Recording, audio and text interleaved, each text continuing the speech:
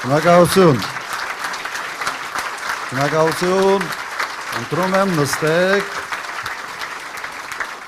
Շնորհակալություն։ Շնորհակալություն։ Աննա, ես չի մտածում, թե այդքան դաժան ես։ Հասկանում, նայեք, այս սիրուն դեմքի հետևում շատ դաժան ազնվորություն ես։ Մենք միացել ենք կոնվենցիային եւ չենք կարող խոշտանգման ենթարկել Նիկոլ Փաշինյանին, որտեղ դա վատագույն սցենարը կլինի։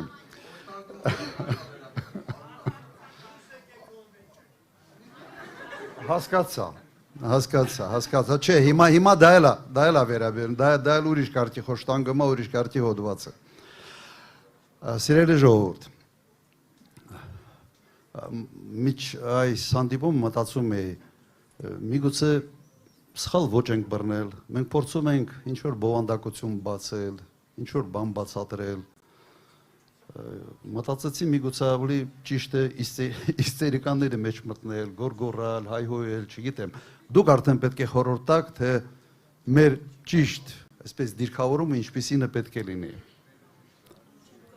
Չարժը չենք կարա, չէ՞։ Չենք կարա։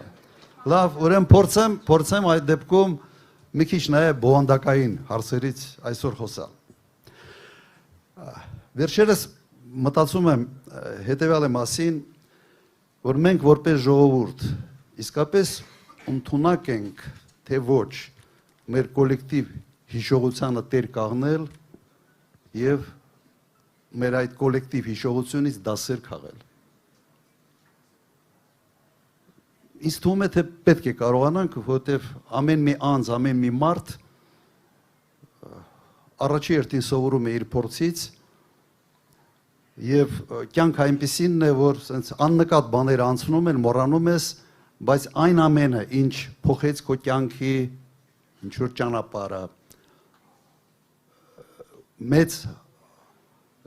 ուրախություն քեզ հաղորդեց, կամ հակառակը տխրություն, միշտ հիշվում է, մարդը հիշում է։ Հիմա հարցը առաջանում է, իսկ ազգը, ժողովուրդը հիշում է, թե ոչ։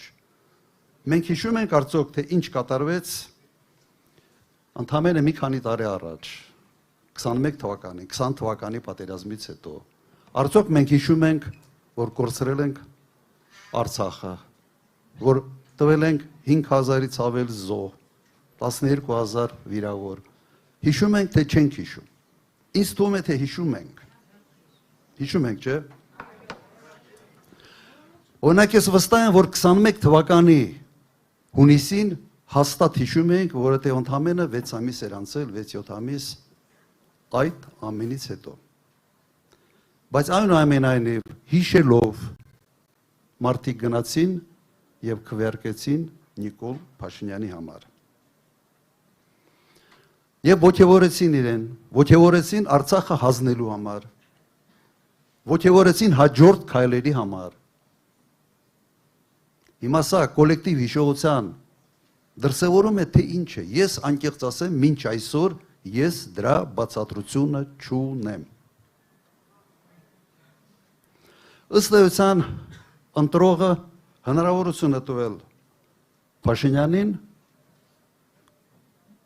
մեր գլխին բերել նոր ողբերգություն։ Փաստորեն քվեարկելով ասել է, ապրես, մենք պատրաստ ենք զրկանքների, շարունակիր։ Ըստ էության սա կատարվեց։ Իշխանությունը ընտրությունների ճանապարհով մանդատ է ստանում մեկ նպատակով, չէ՞։ Տալիս է խոստումներ եւ մանդատը այդ խոստումները կյանքի կոչելու համար է։ Ուրիշ նպատակ չկա, ընտրությունների ամբողջ իմաստն է դա։ Այսօրվա իշխանությունը այդ մանդատի վերաբերյալ ունի յուրահատուկ վերաբերմունք։ Ինքը չի կապում մանդատը տված խոստումների հետ։ Նիկոլ Փաշինյանը ստացել է մանդատ ոչ թե ժողովրդին տված խոստումները կատարելու համար, այլ ժողովրդի մանդատը ստացել է Ալիևին տված խոստումների համար։ Փաստորեն սա է։ Ուրիշ բացատրություն այս ամենը ուղղակի չունի։ Գիտեք, մի արտահայտություն կա այս ուղղակի միջև այստեղ գալը հիշեցի, այդ կզացած մարդը ավելի շատ ատում է ոչ թե նրան, ով իրեն կզացրել է, ատում է նրանց, ով չի կզացել։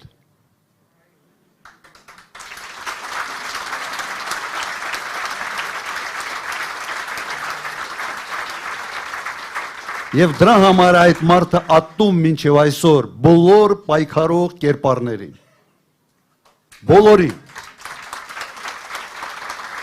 Սա մի բարդույթ է, որը խորը նստած է մարդու մեջ, ենթադրում են, որ իծն է, ուղղակի տեսակ է, եւ այդ տեսակը այսօր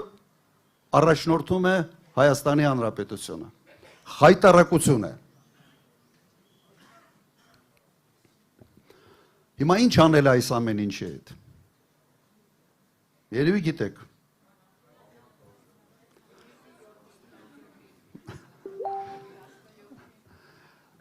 Նայեք, լկտիությունը հասել է, այդ կոչը հետո անելու է, լկտիությունը հասել է նրան, որ այսօր հարվածում է մեր ինքնությանը։ Ես չեմ հիշում Հայաստանի պատմության մեջ,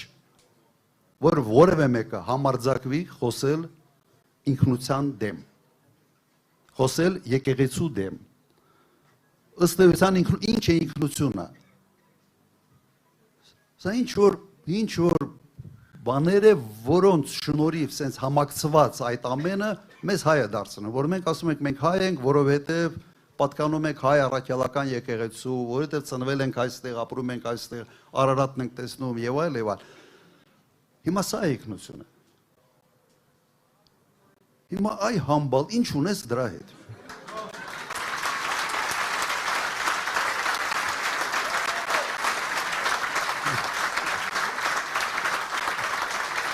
Ինչն է քեզ ստիպում,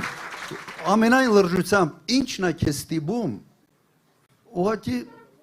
խիես ցավացնում քո քայլերով ամբողջ մի ժողովուրդ։ Ինչ ես ուզում ապացուցել։ Ում համար։ Ես փորձում եմ այդ տրամաբանական շղթան կառուցել, ասում եմ լավ, եթե մարդ գլուխ ունի, ենթադրում է գլխի մեջ ուղիղ կա, ենթադրում է այդ ուղը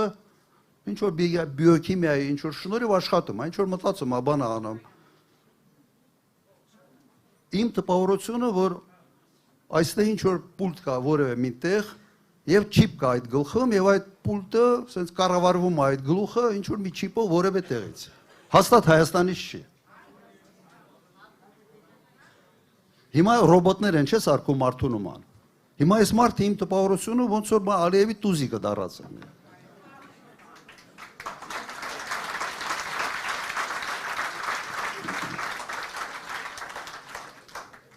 Ուրեմն ինչ պիտի անենք մենք։ 7-ին համար 17-ին։ Ճիշտ է։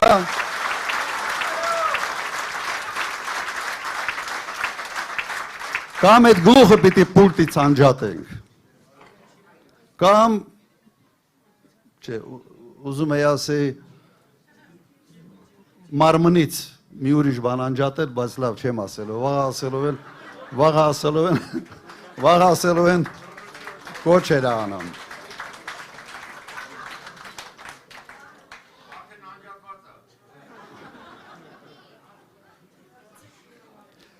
Մի բան իմ համար հասկանալի է։ Չպետք է Հայաստանում լինի որևէ ղեկավար, որի գլխի ուղիղի պուլտը ուրիշ տեղ է։ Համամիտ եք։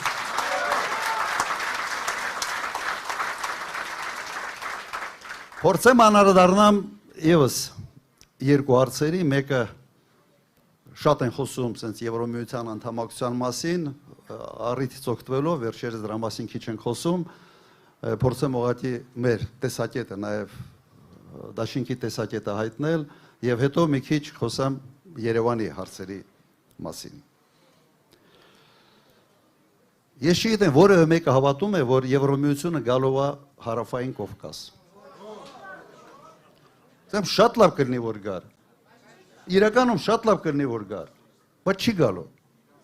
Աշխարհագրությունն է այդպիսին է։ Աշխարհագրությունը դաժան երևույթ է, չես կարող փոխել։ Հիմա այդ քարտեզի վրա ինչ ուզում ես արա, ոնց ուզում ես պտտիր, գլոբուսը, չի փոխվում։ Տեսանելի ապագայում դա հնարավոր չի։ Հնարավոր է թե Թուրքիան դառնա, Վրաստանը դառնա, դրանից հետո մի 20 տարի, 25 տարի հերթում կաղնես, եթե մինչ այդ Եվրոմիությունը այս տեսակով դեռ պահպանվի։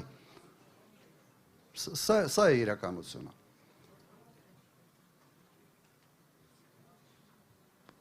Սա մի սուտ է, որը սենց լավ բանի մեջ, սենց փաթեթավորված այդ հեքիաթը փորձում են ծախել մեր ժողովրդին։ Մի խաբվեք, ժողովուրդ ջան։ Բանկա չէ, ասում են աղվեսի խորամանկությունը ավելի շատ գալիս է հավի անխելքությունից։ Հիմա գոնե այդ բանաձևը մենք ուղղակի ընդունենք եւ հասկանանք։ Սա մի բան է, որով մեզ փորձում են կերակրել, բայց որը հեռանկար ուղղակի չունի։ Բայց ինչ հեռանկար մենք ունենք։ Երևի ով գնացել է Եվրոպա դուր է գալիս։ Բարեկեցիկ, լավ, սիրուն։ Մենք ինչ ենք ասում։ Մենք ասում ենք դարձրիր Հայաստանը եվրոպական երկիր։ Ով է քեզ խանգարում։ Չէ, իսկապես ով է խանգարում։ Եթե խոսքը բարեկեցության մասին է, ազատությունների մասին է, եթե խոսքը տնտեսական զարգացվածության մասին է, սարքենք։ Եվրոպայի երկու ամենից հարուստ երկրները Եվրոմիության անդամ չեն, Շվեյցարիա, Նորվեգիա։ Ամենից հարուստ երկրներն են, Եվրոմիության անդամ չեն։ Երբ ուզեն անդամակցեն, այս սենց են անելու 6 ամսում անդամակցելու են, որովհետև ավելի լավ վիճակում են բոլոր այդ արժեքային համակարգով տնտեսությունով, քան մյուսները։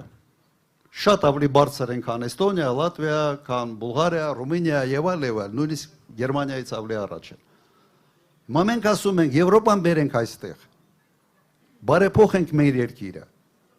Արժեքային համակարգը բերենք եւ սարքենք այն երկիրը, որը երբ ուզի անդամակցի։ Բայց այսօր մի արեք քայլեր, որոնք մեր գլխին խնդրեմ են բերելու։ Փորձադաշ չենք։ Հարավային Կովկասը այլ ռեգիոն է։ Հարավում Իրան։ Երբ ուզում ես կտրվել քաղաքի աղմուկից, վայելելով բնությունը իր ամբողջ հմայքով, բայց մնալ միառժամանակ կապի մեջ այնտեղ, որտեղ կապ չկա, քեզ օգնում է Starlink-ը։ Աշխատիր ու հանգստացիր որտեղ ուզես, անխափան ինտերնետով։ Շտապիր ձեռք բերել քո Starlink-ը Red Store-ից։ Ճապոնացի, Հարավային Կորեա, Սինգապուր, ոչինչ բանով չեն զիջում, արդեն մի բանով էլ անցել են։ Եվ տեխնոլոգիապես, ամեն ինչով, եւ բարեկեցությամբ։ Ուրեմն այս թեման եւս պարզ է եւ հասկանալի։ Մի քիչ Երևանի մասին։ Մենք տեսնում ենք Երևանի անվերահսկելի աճը։ Եվ այդ աճը ենթադրում է, որ իշխանությունը պետք է ավելի համակարգված աշխատեր, որ այդ աճը չդառնա չարիք Երևանի համար։ Այսօր շրջաններից շատ եւ շատ մարդիկ գալիս են Երևան մեկ պատճառով, այնտեղ գործ չկա, պիտի գան ստեղ։ Ոնց որ արեստական այնպես անեն, որ սահմանները դատարկվեն։ Եվ սա դառնում է չարիք մեկ պատճառով, որտեղ քո այն ինչ արվում է, այ շինարարություն եւ այլ, ամեն ինչ լավ է, թոլինի, բայց դրա հետ զուգահեռ սինխրոնիզացված դու պետք է կառուցես ճանապարհներ, կամուրջներ, թունելներ, մետրոներ։ Հակառակ դեպքում Երևանը ապրելու համար դառնալու է մի քանի տարի անց այս տեմպերով անտանելի երկիր։ Հիմա ոնց է, հիմա հարուստները ուզում են կենտրոնում ապրել, չէ՞։ 5 տարի հետո հարուստները ամեն ինչ անելու է, որ կենտրոնում չապրեն։ Եվ այս ճակատագիրը շատ եւ շատ քաղաքներ ունեցել են դրսում։ Անպայման մենք սեփական փորձի վրա պիտի սովորենք, այդ գրաբլին մենք պիտի կողենք, մի հատ մեր ճակատը մի հատ լավ խփի, որ հասկանանք թե ինչ ենք անում, եւ սրանք ընդունակ չեն դա անել։ արդեն ստեղացվեց 8 միլիարդ հավաքել եւ 1 մետրոյի կայան չսարքել, ուղղակի խայտարակություն է։ 1 տրանսպորտային հանգույց Երևանում չսարքել, իսկապես խայտարակություն է։ Սա պետք է ասենք շատ ուզես ոչինչ չանել, որ դա կատարվի։ Բայց ինչն են անում լավ։ Տուգանելը շատ լավ են անում։ Իսկապես փայլուն է։ Հարկերը բարձրացնելը, ձեր գույքահարկերը մնաց նույնը, թե բարձրացավ։ Բարձրացավ, չէ՞։ Ապրեք։ Ես կառաջարկեի, որ գույքահարկի այդ գույքահարկի անունը փոխեն։ Ասեն հարկ պարգևավճարների համար։ Ուրիշ անվանում ուղղակի չի կա հարկ պարգևավճարների համար։ Որտե միայն բացատրությունը դա է։ Ինչ եք ընկել այդ ժողովրդի հետևից։ Ինձ հիշեցնում եմ Պոնչիկ Պերաշկիի մասին, բայց լավ են ուտում, չէ՞։ Իսկապես լավ են ուտում։ Կարծում եմ նման ձևով նաև բյուջեն են ուտում, նման ձևով ձեզանից հավաքած հարկերն են ուտում։ Ես ձեզ խոստանում եմ, սա մի սերիալ է լինելու, որ կարող եք իսկապես պոպկորնով նստել նայել, թե այդ 8 միլիարդը ուրա գնացել։ 8 միլիարդ դոլար բերել երկիր եւ այդ 8 միլիարդով ոչինչ չկառուցել, այնպիսի բան չկառուցել, որ ուղղակի երևա, սա յուրահատուկ ընդունակություն, տաղանդ պետք է ունենաս։ Մենք էլ էինք կառուցում, շատ էինք կառուցում։ Ոչ մի բան պարտքով, գրեթե ոչ մի բան պարտքով չեն կառուցել։ Գրեթե ոչ մի բան։ Աղետի գոտի ենք վերականգնել առանց պարտքերի մեջ մտնելու։ Հիմա սա է մեր մոդելը։ Պարտքով, գիտեք բան է, մարդիկ կան, չէ, որ սենց բանկեր են գնում, սպառողական վարկեր են վերցնում, ավելի շատ ծախսում են, պիրամիդա բուրգա կառուցում, հետո գրավադրած տունն է կորցնում։ Հիմա մենք այս վիճակում ենք։ Եվ հետո ասելով են ժողովուրդ ջան, բա էսա ինչ անենք, միայն փրկությունը Արևմտյան Ադրբեջանն է։ Սա է լինելու։ Եթե իշխանությունը պրոբլեմներ է ստեղծում, փոխանակ պրոբլեմներ լուծելու, այդ իշխանությունը գլխացավանք է եւ օր առաջ պետք է իրենցից ազատվել։ Եվ դրա համար ինչ պիտի անենք։ Միասնական պայքար, բոլորին համոզեք, ձեր հարևաններին, բարեկամներին, ուրեմն հունիսի 7-ին, համար 17-ին, պատրաստ ենք։